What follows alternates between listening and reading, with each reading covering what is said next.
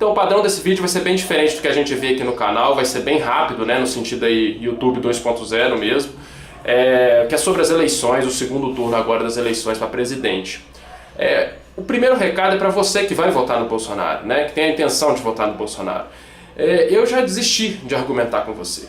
Eu acredito que assim, depois de tudo, né, depois desse tempo todo, até o Geraldo Alckmin fazendo antipropaganda dele, né, no horário eleitoral, melhor, antipropaganda não, né, simplesmente mostrando quem ele é, e você ainda continua votando nele, não tem desculpa, não tem desculpa. Então eu acho que você está entre dois campos.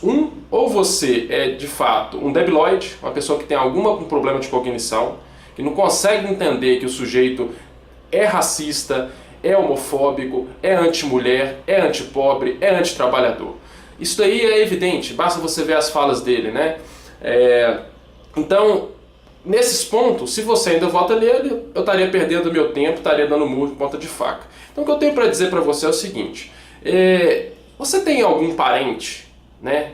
Uma filha, um pai, um irmão que discorda do Bolsonaro, que é contra o Bolsonaro, que se exprime contra o Bolsonaro? Então assim, a gente está falando de um candidato, né, que deu uma entrevista pouco antes do primeiro turno, né, da eleição, do dia da eleição, dizendo que ele não ia respeitar os votos se ele não ganhasse. Né? É esse tipo de candidato que você está elegendo. Esse mesmo candidato, né, chegou a dizer que se ele fosse presidente um dia, ele fecharia o Congresso. Esse mesmo candidato, né, que é um verdadeiro monstro, você acha que ele ia tratar como esses seus parentes que pensam diferente? Então a gente não sabe o que vai acontecer no futuro, né? Pelo máximo que a Constituição atualmente, né, proíbe todas as insanidades que ele prega, uma das propostas dele é atacar a Constituição de 88, né? Então é isso que eu tenho a dizer a você, né?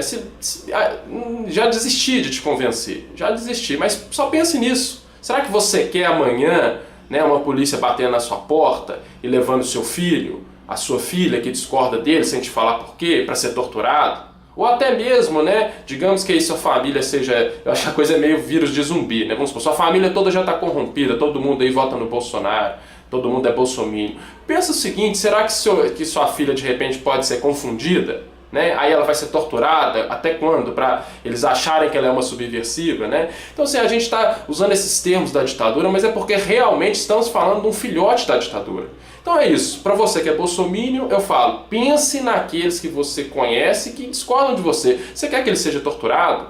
Você quer que amanhã ou depois, né, de repente o seu neto aí, você que está brigando, amanhã o seu neto é um homossexual, e aí? Como é que fica? Você vai querer que ele sofra toda essa discriminação, né? Então é essa questão de empatia mesmo pelos seus, né? Se você quer votar no Bolsonaro, pense como vai ser um governo do Bolsonaro para esses seus amigos, parentes, né, que discordam dele. E por fim, agora em relação ao meio cristão, né, como eu disse, eu não vou me alongar muito, então é rápido. A gente tem visto aí nas redes sociais, com razão, mostrando que o Bolsonaro e tudo que ele prega é abissalmente, né, diametralmente oposto ao que o Cristo pregava. Quer dizer, se você pegar os evangelhos canônicos, é evidente, né? Jesus pregava dar a outra face, pagar o mal com o bem, vender tudo e dar aos pobres. Quando quiser sua capa, dê a túnica também. São palavras dele, tá lá, só pegar e ler. Amar o inimigo, né? Amar o inimigo. Eu não vou nem entrar para discutir a questão teológica aqui, repito, né? Mas estamos falando disso, né? O sujeito que pregava o amor, que quando foi morrer disse que o reino dele não era desse mundo, né? Que falando para os discípulos dele, falou assim, eu estava preso e vocês não me visitaram.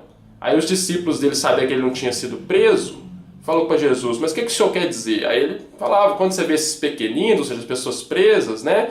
E não foi visitar, é a mim que vocês não visitaram.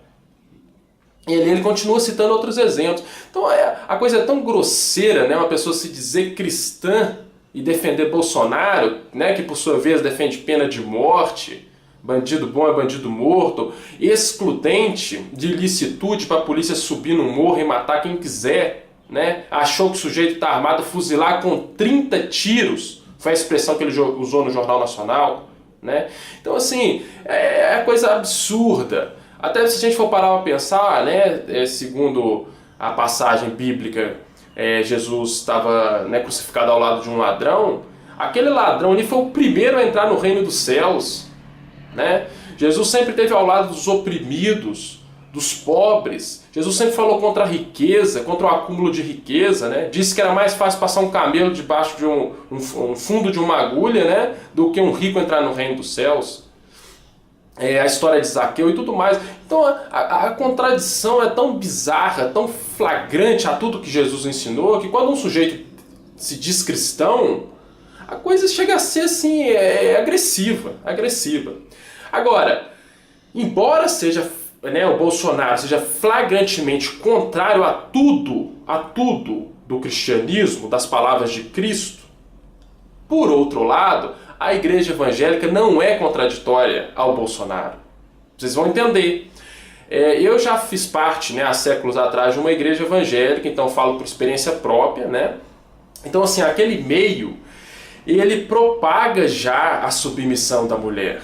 A mulher tem que ser submissa ao marido, que é uma palavra do Antigo Testamento mesmo, e também até de certa forma a gente vê isso reverberar, né, no Novo, porque a gente está falando de milhares de anos atrás. Estamos falando de culturas extremamente machistas, né?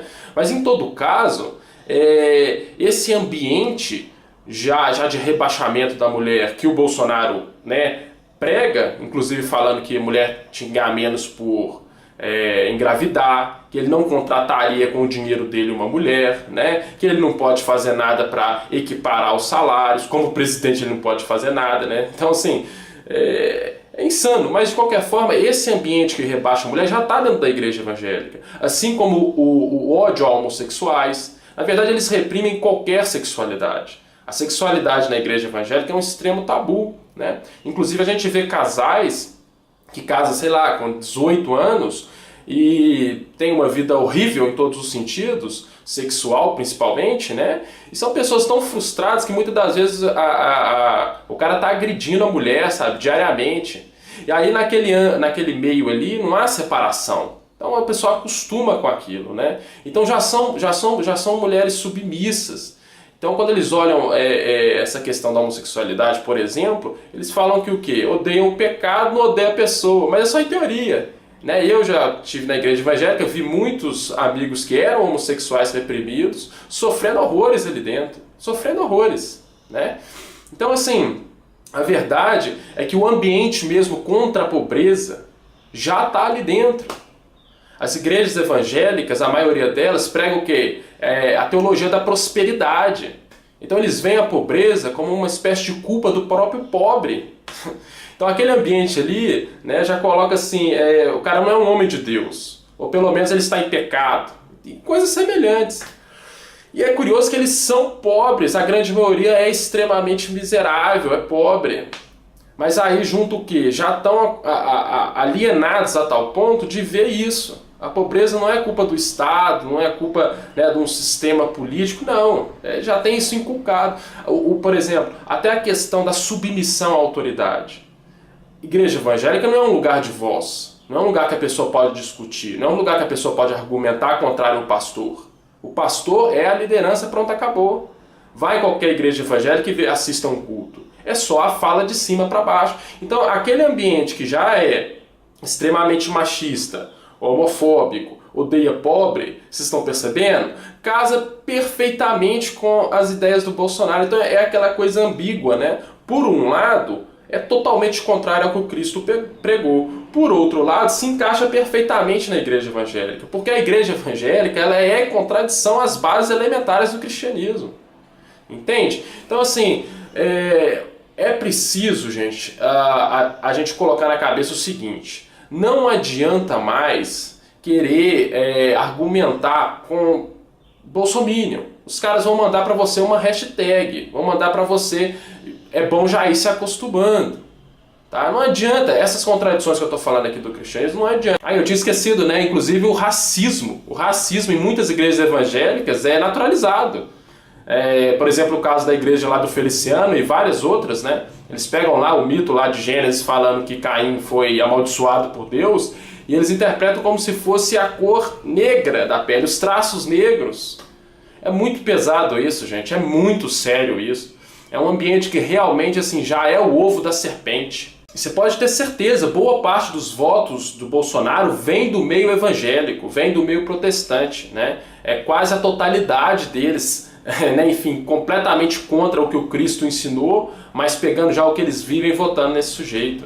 É quase a totalidade deles. Então é preciso o quê? A gente chegar a se unir, né, à esquerda de todas as formas, não só a esquerda, né? Você que é de direita, que acha interessante estar votando, que acha, né, que a gente está falando de um período, né, de Constituição para cá, que foi de 88, o Brasil nunca teve uma estabilidade, ou melhor, teve poucas estabilidades assim de governo, sempre cai. Então será que você quer será que você realmente é saudoso, né, da ditadura militar?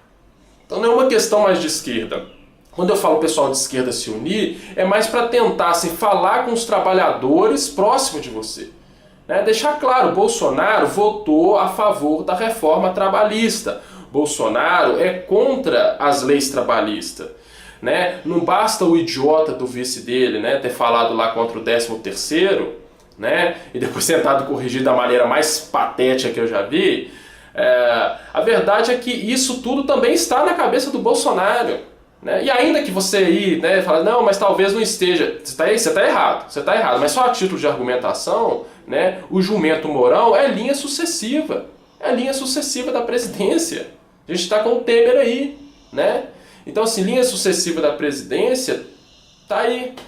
Então é isso, gente. O recado que eu tenho para dizer agora é esse. A gente tem que tentar de todas as formas evitar essa situação. Entender que votar no Haddad, né, é simplesmente votar, vamos falar assim, pelo próprio voto, pelo direito de voz. Né? E para fechar, repetindo o que eu disse no início, você bolsonarista, bolsonarete, não tem outra explicação, esquece todos os argumentos, eu não vou argumentar com você. Só pense nos seus queridos, nos seus entes queridos, seus parentes, nos seus amigos. Você quer que ele viva um possível estado amanhã, né? Que a polícia bata na porta e leve sem ninguém saber, que ele seja censurado o tempo todo, que você nem possa conversar com ele. Aí é aquela coisa patética, né? Você encontra a pessoa depois você fica fingindo de égua. Não dá pra ficar rindo pra bolsonarista, não. Não dá, não. Quem depois disso tudo vota nele, vota consciente. São pessoas que, assim, de uma, duas, ou tem problema mental, ou então já vê nele uma forma de destilar esse ódio que sempre sentiram, tá? Então é isso. Diz que o vídeo vai ser curto, então acaba aqui. Até a próxima, bom voto no segundo turno e vamos evitar o fascismo. Haddad 13.